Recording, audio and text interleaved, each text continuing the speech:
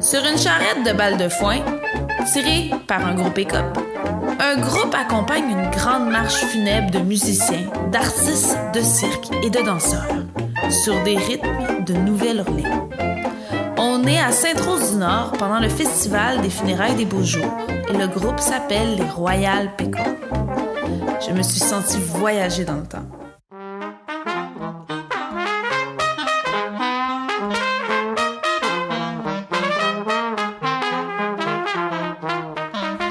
Bonjour, je m'appelle Sophie Rioux, étudiante à la maîtrise en communication à l'UQAM, et j'aimerais vous conduire dans mes réflexions et mes recherches sur les Royal Pickles et le sentiment de nostalgie qu'ils évoquent. Pourquoi des musiciens d'ici, de talent, se sentent-ils autant animés par ce jazz d'une autre époque? Comment et pourquoi travailler à créer un imaginaire rappelant le début du siècle en Nouvelle-Orléans? Cela évoque une émotion qui construit notre incompréhension du passé, la nostalgie. Comment prend-elle sa place dans cette musique, dans leur démarche créative et dans la réception du public? Des tas de questions me viennent à l'esprit. J'ai décidé de les poser aux membres du groupe. J'ai donc rencontré 5 des 6 membres dans une cuisine sur le plateau Mont-Royal. Les voici. Mon nom c'est Aurélien Tomasi. Et je m'appelle Lisande Archambault. Moi je m'appelle Jeff Mosley. Moi c'est Louis. Je m'appelle Alex Bouchard. Le band existe depuis 2013. Le hasard et la chance les ont fait se rencontrer et partager leur amour commun de la musique swing. Au travers de leur jam et des journées à bosquet. Beaucoup. Okay. Bosquet comme à chaque jour. Bosquet, c'est jouer dans la rue pour les auditeurs qui ne connaissent pas le terme. Et aussi, je veux dire en passant, gig, c'est pour spectacle. Ouais. Merci, j'allais le demander. Je pense que le groupe s'est beaucoup formé avec ça aussi, en jouant dans la rue, là. L'été, c'était comme... parce que aussi, ça force à avoir un nom puis à faire des trucs parce que le monde te demande tout le temps « C'est quoi ton nom de groupe? » À force de se faire demander par des gens dans la rue qui ils étaient, ils se sont trouvés un nom de groupe éloquent. Mais c'est ça, je pense que c'est lui qui avait eu l'idée du pickle à cause que Louis il boit des vodka pickle. Puis à un moment donné, justement, après un busking, on était sortis. Fait qu'il avait commandé ça, puis on était comme ouais. C'est juste ça, c'est ça le nom du drink? Non, c'est vodka pickle. Puis c'est juste comme on riait à trouver un nom, type le pickle, on trouvait ça drôle. Puis là, comment le coller, avec quoi? Puis il y avait comme plein d'idées. Puis Eric est arrivé avec ça, avec justement, sûrement, je pense, avec rapport avec la rue Mont-Royal. Non, c'est Royal Street à New Orleans. C'est là que tout le monde joue dans la rue. Ok. Les deux sont fités finalement. Pour vrai. C'est fort quand même.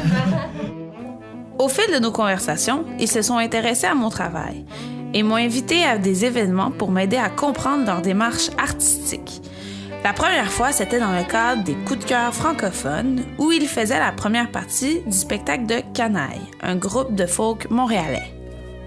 Le début de leur spectacle se passait dans la salle en formation dite parade. Les parades sont au centre de leur démarche d'interprétation. Puis aussi, moi, je me rappelle que, tu sais, quand on avait joué au Lion d'Or, on a commencé en parade, puis tout le monde nous en parlait parce que j'ai l'impression que les gens sont pas habitués d'entendre des instruments sans filtre, c'est-à-dire sans amplification, sans passer à travers une membrane d'haut-parleur, juste la fréquence pure d'un instrument qui vient dans ton torse puis qui te fait vibrer, tu sais. Ouais. Puis ça, c'est un truc qui est le fun autant pour nous que pour les gens parce que tu peux juste, tu sais, il faut que tu chantes fort pour que le gars là-bas il t'entende, puis il faut que tu joues fort parce que sinon il y a comme un brouhaha ambiant, puis c'est comme bosquer dans la rue, c'est ça aussi. Puis ça rajoute un côté magique, tu sais. C'est le nom de notre album d'ailleurs. Jouer dans le trafic. Oui, c'est vrai. Cette fréquence pure des instruments, cette proximité entre le public et les musiciens, rappelle les Mardi Gras en Nouvelle-Orléans. Une musique fortement influencée par les marches et les fanfares, portée par un rythme à 4 temps, accentuant les temps forts ainsi que par un jeu collectif. En déambulant, les Royal Pickles jouent avec cette musique intelligente et festive qu'est le jazz des années 20, tout en respectant sa liberté et sa sonorité.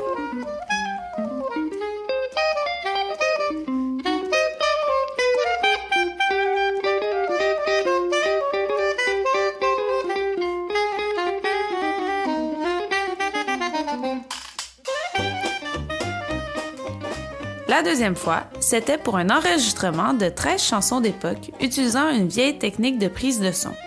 La technique Blue Line, communément appelée la captation stéréophonique. Ce système utilise 2 micros très proches l'un de l'autre. Les 2 micros capturent le son uniquement sur la différence d'intensité entre le canal gauche et le canal droit. La technique Blue Line vient d'un ingénieur britannique qui, en 1931, a inventé des microphones à ruban afin de peaufiner sa prise de son. Maintenant, en studio, on peut tout faire. Si tu fais 4 fausses notes dans ton solo, tu peux les transformer, tu peux faire ce que tu veux. Mais là, quand tu es en prise de son Bloomline, c'est que tu es dépendant de tous les autres musiciens autour de toi. Tout le monde, on sonne dans le même micro. Ce qui fait que s'il y a un coup de banjo à côté, alors que le solo de trombone c'était incroyable, ben, le coup de banjo à côté il va être là. Mais en même temps, c'est ça qui fait la magie de cette musique-là. Puis si on écoute les enregistrements des années 20, des années 30, des erreurs, il y en a là, partout. Là. Puis c'est correct. Puis donc c'est un gros travail d'interprète, puis c'est un gros défi esthétique qui pour nous est un peu un parallèle avec l'autre album de composition, qu'on a fait le travail de studio moderne. Ok. Donc vraiment on est tous séparés, puis on peut travailler ça, puis on a fait des mois de mix.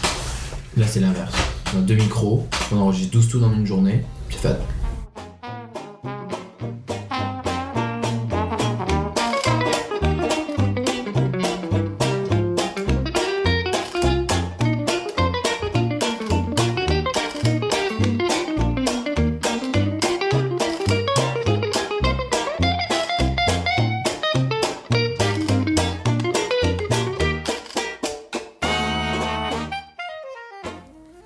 Bien évidemment, cette technique d'enregistrement existe encore aujourd'hui.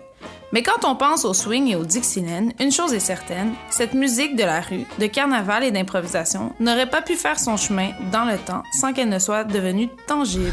Du sens qu'un morceau qui était enregistré, je sais pas moi, à Nashville se retrouvait à Oklahoma, tu sais, par la radio, tu sais. C'est là, je pense, la naissance du jazz. Ça a commencé à se propager. Leur composition et leur public jouent entre rétro et vintage. Les compositions sont rétro en ce sens que même si elles sont écrites maintenant, c'est toujours en regardant dans le rétroviseur vers les années 20. Mais ils ont aussi un public qui adore le vintage, comme les danseurs de swing qui participent aux compétitions pour lesquelles ils jouent. Le swing, une danse qui a traversé le temps. Ça aussi, quand on joue pour les danseurs, on joue pour un public d'initiés, si on veut, qui connaissent déjà le swing, qui connaissent des codes parce qu'ils la dansent, tu sais, fait que ils sont attentifs à des choses vraiment précises comme le tempo, les longueurs des tunes, puis tout ça. Tandis que quand on joue à, comme tu nous as vu, à Sainte-Rose ou à genre au Lion d'Or et avec Canaille, là, on va jouer pour du monde que peut-être qu'ils connaissent pas tout ça, du swing.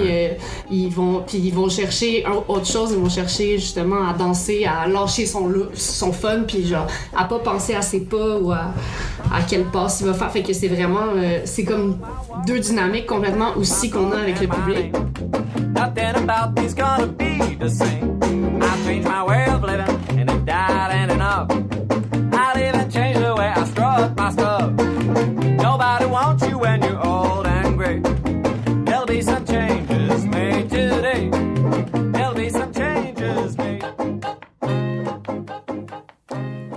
La nostalgie est le sentiment du regret du passé, un désir de retour qu'on sait impossible. Pour les Royal Pickle, 2 éléments importants ressortent. C'est Paul Grange qui, dans Monochrome of Memories, parle du mood et du mode. Le mood est l'état d'âme qui est provoqué, tandis que le mode est la technique utilisée pour le provoquer. Par exemple, la prise de son Blue Line produit un son qui nous replonge dans les années 20. C'est un mode qui induit un mood. Je pense qu'on travaille dans cette esthétique-là pour arriver, puis après ça, pouvoir le faire un peu comme on le sent aussi, veut pas. Mais le but, c'est d'avoir le travail en fonction pour que même si on... C'est-à-dire, moi, je vais pas faire un effort particulier pendant un show, par exemple, pour me dire, OK, là, ce soir, il faut que ce soit vraiment traditionnel, mais je vais tellement le faire en travaillant que, veux pas, ça finit par venir un peu naturellement aussi. Mais ouais, j'ai l'impression que c'est plus, ou du moins là, si on parle par rapport à l'esthétique musicale, j'ai l'impression que c'est, du moins pour ma part, plus dans le travail qui amène à être confortable là-dedans, puis finalement pouvoir le vivre. À le faire instinctivement. Je veux juste rajouter un point sur la question que tu as posée tantôt sur Halloween. Pour la nostalgie, tout ça, moi je ressens plus qu'on allume de la nostalgie aux gens, plus que nous on est nostalgiques. Les gens nous c'est la regardent, réception du public finalement. Ouais. Moi je me sens pas nostalgique du tout, parce que je me sens que je suis en train de faire ce que je fais en ce moment, puis je le fais en ce moment, donc je suis pas en train de me dire j'aurais pu faire ça si je vivais en 1920. Je le vis, en ce moment je le vis comme ma réalité. Vu que je suis pas nostalgique, pour moi c'est ça. C'est ça ma vie, je fais du swing. Puis en plus de ça, on le modernise, donc on est dans la créativité. Puis ça, c'est un truc super important, c'est que les gens à l'époque, ils étaient créatifs. Ils inventaient quelque chose. Louis Armstrong, il arrivait avec des nouveautés que personne n'avait joué comme lui, etc. jusqu'à tout le monde. Puis nous, j'espère qu'on va faire la même chose. Ce qui fait que je vois pas ça comme un retour en arrière, je vois plus ça comme on essaie d'être moderne aujourd'hui.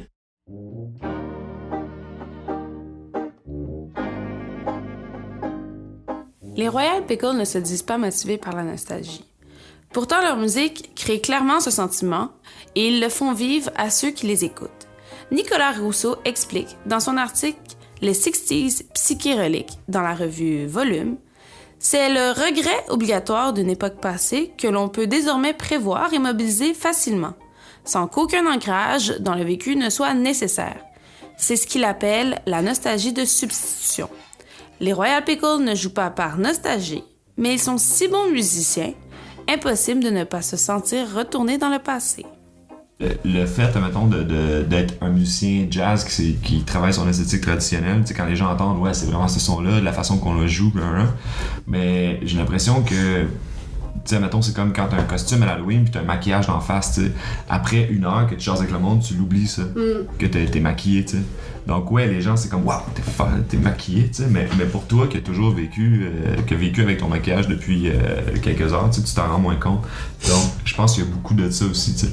Il y a un aspect théâtral aussi quand tu dis la parade, mais c'est des choses qui viennent naturellement parce que c'est la musique qui appelle ça, tu sais. Ouais.